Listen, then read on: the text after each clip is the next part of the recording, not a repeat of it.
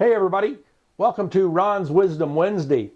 As many of you know, when I started out to write my first book, 31 Days to Profits in Probate Real Estate, I didn't really have any experience at writing books. And so I tried to think of a format that would be simple and easy to read. And I remembered that when I was in the Army had a manual for almost everything. Whatever you needed to do, there was a manual about how to do it.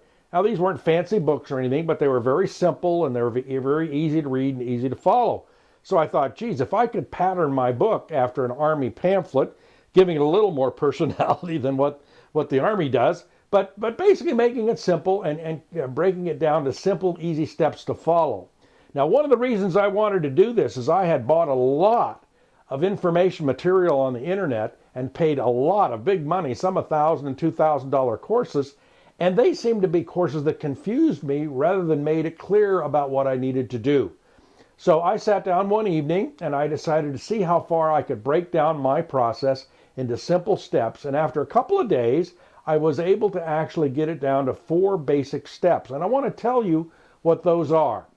First of all, step number 1 in the probate process is determine the name of the deceased. Oftentimes you can find this in a paper, a legal newspaper. You can certainly find it at the courthouse in the probate file room.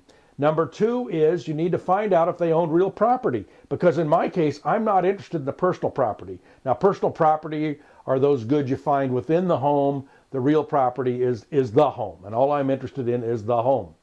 So once you've determined if they own real property, and that's done by examining the tax rolls, much of that can be done online, or there's other steps that I can show you how to do it. Once you find out if they own real property, number 3, you need to find out who's in charge of the estate. Who's been appointed by the courts to be what we call a personal representative. And that's also sometimes called the executor. It can also be called the administrator. Those are all one and the same. So we determined the name of the deceased. We found out if they've owned real property. We found out the person who's in charge of the estate. And now it's time to mail them a letter. So those really are the only 4 steps that you need to do.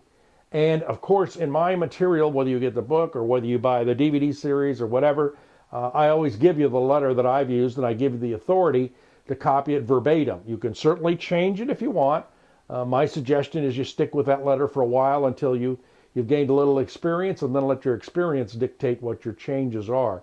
So when I hear people talk about using the obituaries, which we get questions about quite often, I really say, really cautious about doing that, because while you can get names out of that, the obituaries are published very quickly after the death of the person, often within a week, and you're in a very high emotional state.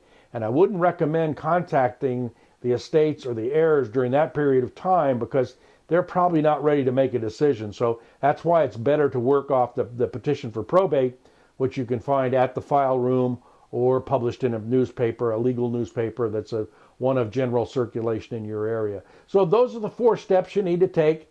Find out the name of the deceased, determine if they own real property, find out the person who's been given authority to act for the estate, and mail them a letter to see if they might be interested in selling the property to you. So it's very simple stuff. That's the basic system that I've taught over and over and over again, one that I would encourage you to use, especially at first when you're getting started in probate. So that's my message for this week. We'll see you next week, huh?